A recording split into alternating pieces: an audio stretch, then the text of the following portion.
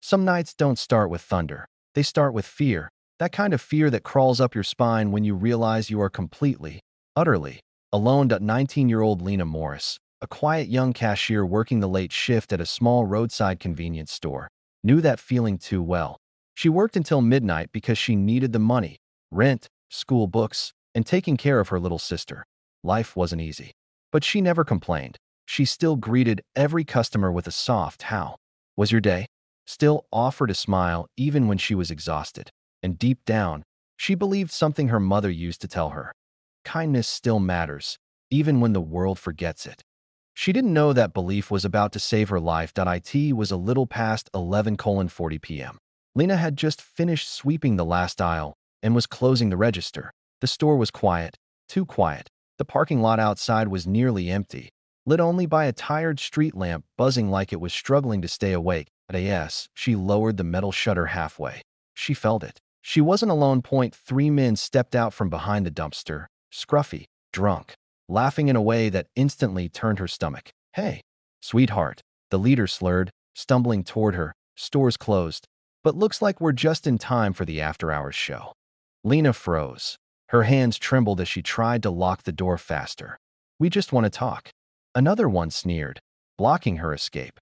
Her heart pounded so hard she could hear it echoing in her ears. She didn't know what they wanted, but she knew it wasn't good. Here's the part the thugs didn't know. Earlier that evening, a group of 4 large bikers had come into the store. Massive guys, leather jackets, chains, boots that could crush gravel. Most people avoided them, but Lena treated them with kindness. She called them sir, joked about the weather, and even replaced a dented soda can for free.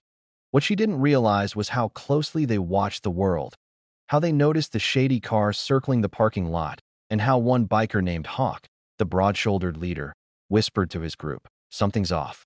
Let's hang back."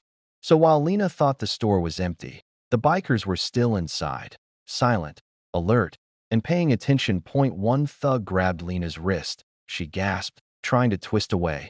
"Come on," he growled. "Don't make this difficult." A deep voice thundered from the back of the store. The lady said no. The thugs froze. Lena spun around.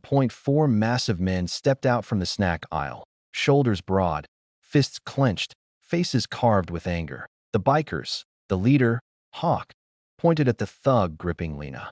"Let her go." The thug stammered, suddenly sober. "We were just messing around. You picked the wrong night." Another biker snarled.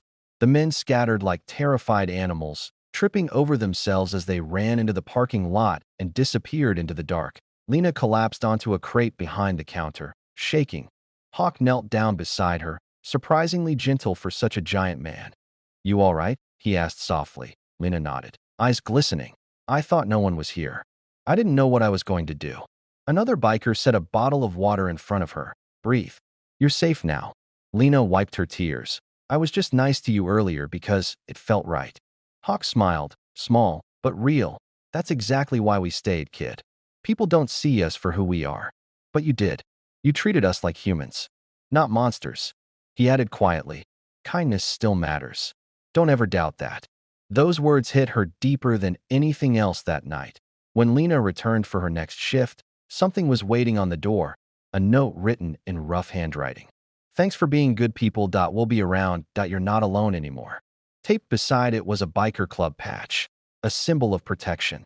Lena stood there smiling through tears, realizing something powerful. She had protected them with kindness, and they had returned that kindness with protection.